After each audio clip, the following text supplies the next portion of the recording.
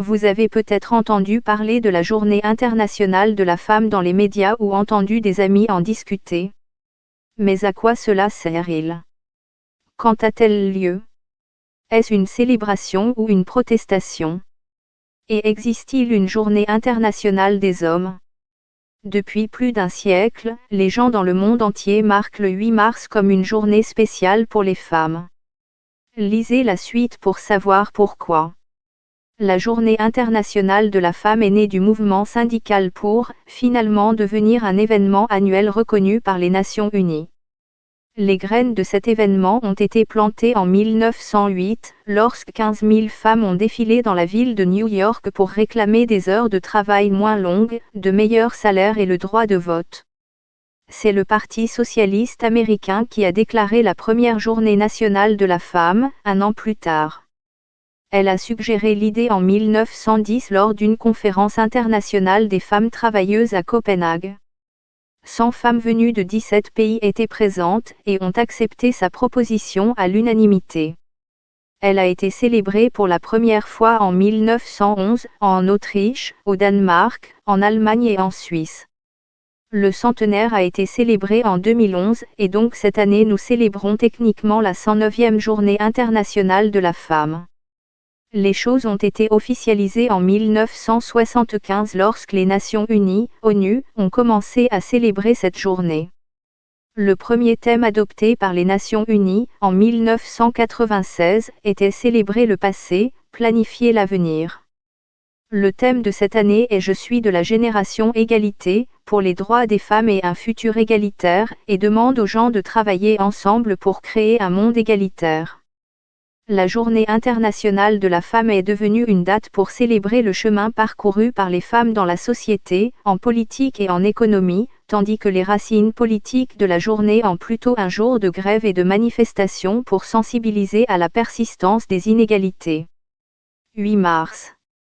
L'idée de Clara pour une journée internationale de la femme n'avait pas de date fixe. Elle n'a été officialisée qu'en 1917, lors d'une grève en temps de guerre, lorsque les femmes russes ont exigé du pain et la paix. 4 jours après le début de la grève des femmes, le tsar a été contraint d'abdiquer et le gouvernement provisoire a accordé le droit de vote aux femmes. La date à laquelle la grève des femmes a commencé sur le calendrier julien, alors en usage en Russie, était le dimanche 23 février. Dans le calendrier grégorien, ce jour était le 8 mars et c'est à cette date qu'il est célébré aujourd'hui. 3Y a-t-il une journée internationale de l'homme? Il y en a effectivement un, le 19 novembre.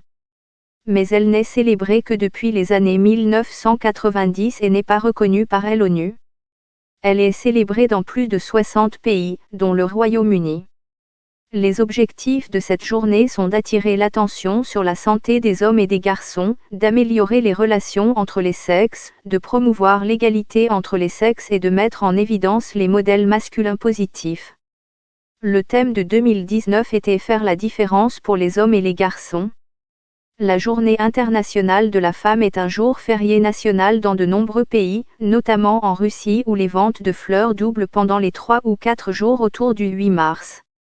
En Chine, de nombreuses femmes bénéficient d'une demi-journée de congé le 8 mars, comme le Conseil d'État, bien que de nombreux employeurs ne répercutent pas toujours cette demi-journée sur leurs employés. En Italie, la Journée internationale de la femme, ou la Festa della Donna, est célébrée par le don de fleurs de mimosa. L'origine de cette tradition n'est pas claire, mais on pense qu'elle a commencé à Rome après la Seconde Guerre mondiale. Aux États-Unis, le mois de mars est le mois de l'histoire des femmes. Une proclamation présidentielle publiée chaque année honore les réalisations des femmes américaines.